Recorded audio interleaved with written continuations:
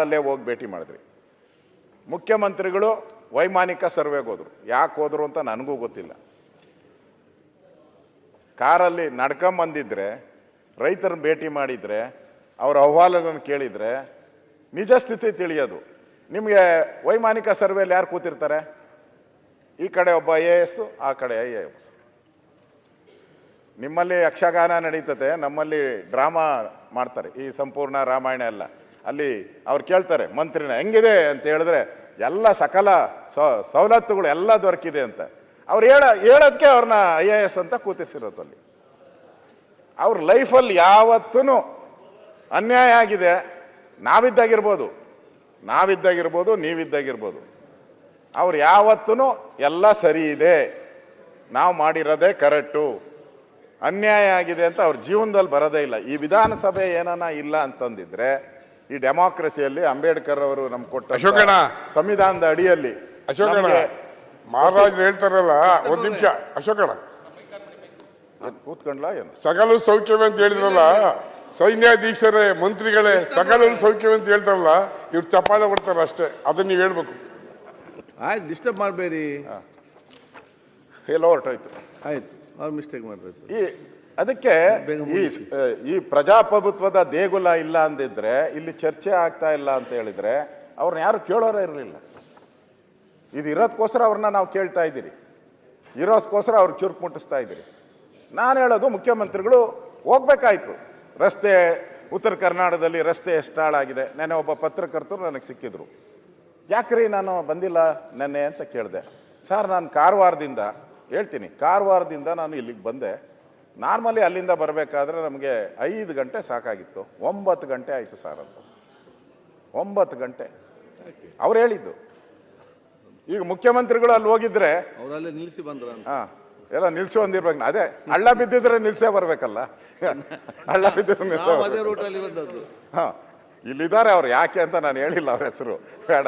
ಅದರಿಂದ ನಾನು ಹೇಳೋದು, ಮುಖ್ಯಮಂತ್ರಿಗಳು ಜನಗಳ ಪ್ರತಿನಿಧಿಯಾಗಿ ಇದ್ದಾಗ ಅಲ್ಲಿ ಹೋಗಿದ್ರೆ ನಾನು ಸರಿತು ನನ್ನ ಸಲಹೆ. ಅವರು ವಿಮಾನದಲ್ಲೇ ಹಾರಾಡ್ತೀನಿ ಅಂದರೆ ನಂದೇನು ಅಭ್ಯಂತರ ಇಲ್ಲ.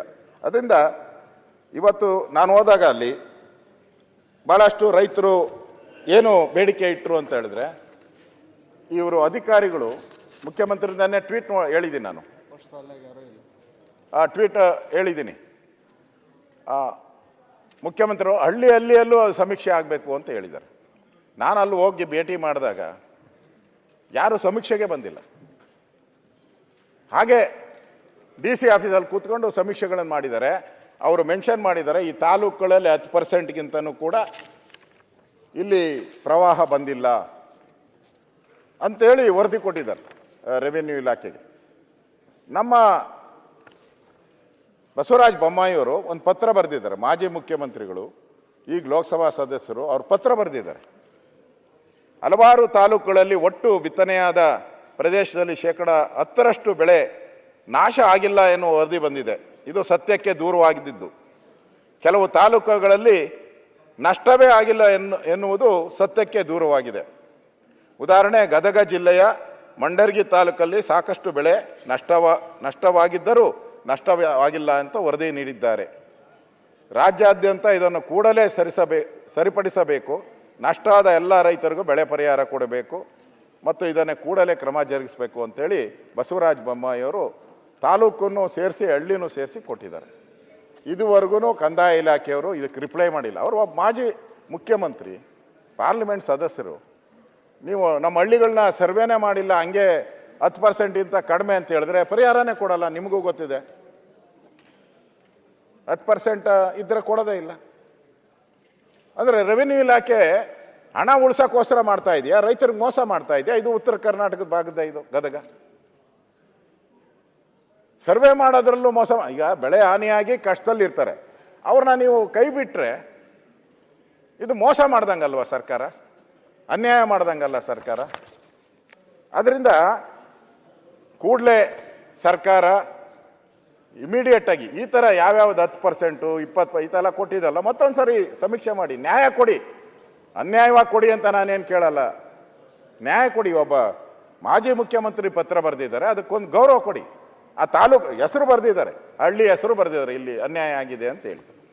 ಅದರಿಂದ ಈ ಸಮೀಕ್ಷೆಗಳು ಸರಿಯಾಗಿ ನಡಿಬೇಕು. ಈ ನಾಶ ಆಗಿಲ್ಲ ಅಂತ ಏನು ಹೇಳ್ತಾ ಇದ್ದಾರೆ ಅದನ್ನು ಸರಿಪಡಿಸ್ಬೇಕು ಅನ್ನೋದು ನನ್ನ ಉದ್ದೇಶ ಅಧ್ಯಕ್ಷರೇ. ಇನ್ನು ಈ ಕಬ್ಬು ಬೆಳೆಗಾರದ್ದು ಒಂದು ಗಾದೆ ಇದೆ ಅಧ್ಯಕ್ಷರೇ. ಮಂಡಿ ಉದ್ದ ಕಬ್ಬು, ಎದೆ ಉದ್ದ ಸಾಲ. ಮಂಡಿ ಉದ್ದ ಕಬ್ಬು, ಎದೆ ಉದ್ದ ಸಾಲ. ಈ ಕಬ್ಬು ಬೆಳೆಗಾರದು ಇದನ್ನು ನಾವು ಮೊನ್ನೆ ನೋಡಿದ್ದೀರಿ. ಬೀದಿಗಿಳಿದು ದೊಡ್ಡ ಹೋರಾಟ ಆಗಿ ರಸ್ತೆಗಿಳಿದು ನಮ್ಮ ಮಂತ್ರಿಗಳು ನನಗೂ ಫೋನ್ ಮಾಡಿದರು. ಸೌಜನ್ಯಕ್ಕೆ ನನಗೂ ಒಂದೆರಡು ಸರಿ ಫೋನ್ ಮಾಡಿ ಈ ಥರ ಸಮಸ್ಯೆ ಆಗಿದೆ, ಏನು ಮಾಡಬೇಕು ಅಂತ ನನ್ನ ಸಲಹೆ ಕೇಳಿದ್ರು. ನಾನೇನು ಇಲ್ಲ ಅಂತ ಹೇಳಲ್ಲ, ಅದಕ್ಕೆ ನಾನು ಧನ್ಯವಾದ ಹೇಳ್ತೀನಿ. ಆದರೆ ಏನು ತಮಗೂ ಗೊತ್ತಿದೆ, ಏನು ಕಬ್ಬಿಂದ ರೈತರಿಗೆ ಲಾಭ ಬರ್ತಾ ಇದೆ ಅಲ್ಲ, ಸರ್ಕಾರಕ್ಕೂ ಲಾಭ ಬರ್ತಾ ಇದೆ. ಬರೀ ರೈತರಿಗೆ ಲಾಭ ಬರ್ತಾ ಇದೆ ಅನ್ನೋ ದೃಷ್ಟಿಯಲ್ಲಿ ನೀವು ನೋಡ್ತಾ ಇದ್ದೀರಾ ಅಷ್ಟೇ. ಸರ್ಕಾರಕ್ಕೂ ಲಾಭ ಬರ್ತತೆ. 2024 ನಿಮ್ಮ ವರದಿ ಪ್ರಕಾರ, ತಪ್ಪಿದ್ರೆ ಆಮೇಲೆ ಹೇಳಿ, 41 ಲಕ್ಷ ಟನ್ ಸಕ್ಕರೆ ಉತ್ಪಾದನೆ ಆಗ್ತೈತೆ. 41 ಲಕ್ಷ ಟನ್ ಅಂದರೆ ರಾಜ್ಯದಲ್ಲಿ ಒಟ್ಟು 81 ಕೈಗಾರಿಕೆಗಳು, ಕಬ್ಬಿನ ಕೈಗಾರಿಕೆಗಳು ಇದೆ. ಕರೆಕ್ಟು ಅಂತ ಅನಿಸುತ್ತೆ. ಕಬ್ಬು ಬೆಳೆಯುವ ಪ್ರದೇಶ 9.81 ಲಕ್ಷ ಹೆಕ್ಟೇರ್ ಇಷ್ಟಿದೆ ಅಂತ ನೀವು ವರದಿ ಕೇಳಿದ್ದೀರ. ನಾನು ಅದನ್ನೇ ಹೇಳಿದ್ದೀನಿ. HK ಪಾಟೀಲ್ ಅವ್ರು ನಿಮ್ದೇನು ಫ್ಯಾಕ್ಟ್ರಿ ಇದೆಯಾ? ಇಲ್ಲ. 81 ಇದೆ ಪಾಟೀಲ್ರ. ಈಗ 81 ಯಾರು ಬೇಜಾರು ಮಾಡ್ಕೊಂಬದು. ನಂದು ಕಾರ್ಖಾನೆನೂ ಇಲ್ಲ, ನಾನು ಕಬ್ಬು ಬೆಳೆಯಲ್ಲ, ಎರಡೂ ಇಲ್ಲ. ನಾನು ಕಬ್ಬೂ ಇಲ್ಲ, ಕಾರ್ಖಾನೆನೂ ಇಲ್ಲ ನಂದು. 81 ಕಾರ್ಖಾನೆ ಇದೆ. ಲಾಸ್ ಆಗ್ತಾ ಇದೆ. ನಾನು ನೋಡಿದೆ ಪತ್ರಿಕೆಯಲ್ಲಿ, ನೆನ್ನೆನೂ ಕೂಡ ನನ್ನ ಹತ್ರ ಬಂದಿರು, ಲಾಸ್ ಆಗ್ತಾ ಇದೆ ಅಂತ. ಈಗ ಇವರಿದ್ದಾರೆ ನಮ್ಮ ಮಂತ್ರಿಗಳು, ನನ್ಗೆ ಗೊತ್ತಿರೋ ಅಂಕೆ ತಪ್ಪಾಗ್ಬೋದು, 32ಕ್ಕೆ ಹೊಸದಾಗಿ ಅರ್ಜಿ ಸಲ್ಲಿಸಿದಾರಂತೆ. 32 ಹೊಸ ಕಾರ್ಖಾನೆ ಮತ್ತೆ 32 ಬೇಕು ಅಂತ ಹೇಳ್ಬಿಟ್ಟು ಅರ್ಜಿ ಸಲ್ಲಿಸಿದ್ದಾರೆ. ಶಿವಾನಂದ ಪಾಟೀಲ್ರ ಅವ್ರು ಸಲ್ಸವ್ರೆ ಅಂತೀರಾ? ಇಲ್ಲ, ಹೊಸದಾಗಿ ಸಲ್ಲಿಸಿದ್ದಾರೆ. ಲಾಸ್ ಆಗ್ತಾ ಇದೆ, ಅನ್ಯಾಯ ಆಗ್ತಾ ಇದೆ, ನಡ್ಸಕ್ಕಾಗ್ತಾ ಇಲ್ಲ ಕಾರ್ಖಾನೆ. ಮತ್ತೆ ಹೊಸದಾಗಿ ಅರ್ಜಿ ಸಲ್ಲಿಸಿದ್ದಾರೆ, ಹೊಸ ಕಾರ್ಖಾನೆಗಳು ಬೇಕು ಅಂತೇಳಿ. ಈಗ ಅಲ್ಲಿ ಕಬ್ಬು ಬೆಳೆಗಾರದು ಬೀದಿಗೆ ಬಂದು ದೊಡ್ಡ ಗಲಾಟೆ ಆಯಿತು.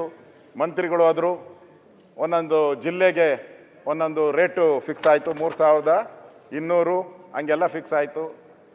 ಆಮೇಲೆ ಕೇಳಿದೆ ನಾನು, ಅಲ್ಲಿ ಇಳುವರಿ ಮೇಲೆ ಅದನ್ನು ಫಿಕ್ಸ್ ಮಾಡಿದ್ದೀರಿ, 1 ಟನ್ಗೆ ಎಷ್ಟು ಸಕ್ಕರೆ ಉತ್ಪಾದನೆ ಆಗುತ್ತೆ ಅದರ ಮೇಲೆ 5%, 10%, 11% ಅದ್ರ ಉತ್ಪಾದನೆ ಮೇಲೆ ಮಾಡಿದ್ದೀನಿ ಅಂತ ಹೇಳ್ತಾ ಇದ್ದಾರೆ.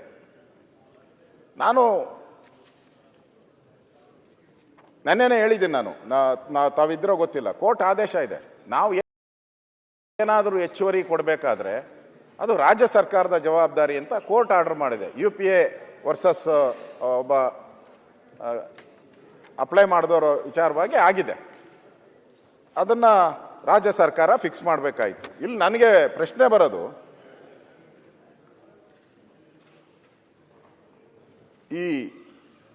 ಅವರು ರೈತರು ಕೇಳ್ತಾ ಇರೋದು 70-30% ಏನೋ ಮಾದರಿ ಕೇಳ್ತಾ ಇದ್ದಾರೆ ಅವರು.